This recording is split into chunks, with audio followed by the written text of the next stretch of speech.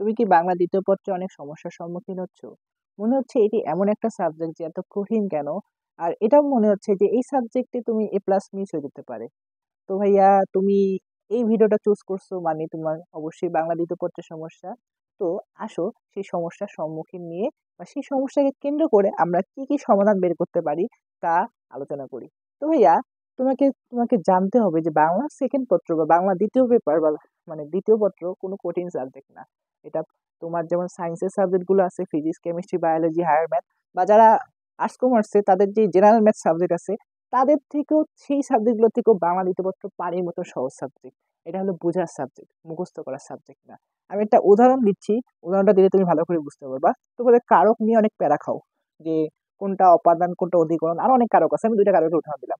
তো তোমাকে যদি বলে যে নিচের কোনটা অপাদান নিচের কোনটা অধিকরণ কারক, তুমি জানবা যে অপাদান কারক মানে হলো নেগেটিভ, আর অধিকরণ কারক মানে পজিটিভ। নেগেটিভ মানে কি কমে যাওয়া, আর পজিটিভ মানে কি বেড়ে যাওয়া। যে কারকে কোনো কিছু কমে যায় সেটাই হলো অপাদান, আর যে কারকে কোনো কিছু বেড়ে যায় সেটাই হলো অধিকরণ। এখন দেখো এখানে বলছে ট্রেন স্টেশন ছাড়লো, ট্রেন স্টেশন ছাড়লো।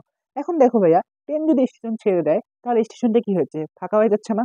স্টেশনটা মনে করো শূন্য হয়ে গেল না? ট্রেন স্টেশনে ছিল যখন, তখন স্টেশনটা অনেক লোকবহুল ছিল বা কিছু একটা ছিল।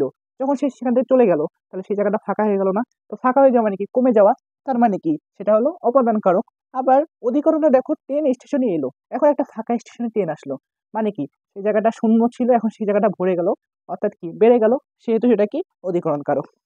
আবার গাছ থেকে আম পড়লো, সাপোজ গাছে 10টা আম ছিল সেখান থেকে একটা আম পড়ে গেল, তার মানে কি কমে গেল না?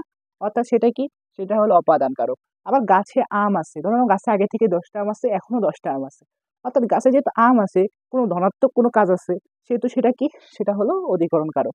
আবার আরো অনেক জায়গায় আমরা দেখতে পারি যে আমরা যে অল্প প্রাণ মহাপ্রাণ নাসিক্য এগুলা পড়ি, দেখো তো ক, ক বাতাস বাড়াইছে বাতাস বাড়ায় নাই, তার মানে কি এটা হলো অল্প প্রাণ। খ, খ বাতাস বাড়াচ্ছে, তুমি হাত দিয়ে দেখবা বাতাস বাড়াচ্ছে মানে কি এটা মহাপ্রাণ। তো ভাইয়া এগুলো জাস্ট একটা উদাহরণ। তো এই যে বাংলা দ্বিতীয় পত্র কোনো কঠিন সাবজেক্ট না, এটা পানির মতন সহজ সাবজেক্ট যদি তুমি বুঝে বুঝে পড়তে পারো। আর এই বুঝে বুঝে বিষয়গুলো তোমাদের বইয়ের মধ্যে ইন্ডিকেট করা নাই বা বইয়ের মধ্যে তুলে ধরা হয় নাই। আর এভাবে তোমাকে সবকিছু এরকম পানির মতন সহজ করে উপস্থাপন করার টিচার বাংলাদেশে খুব কমই আছে।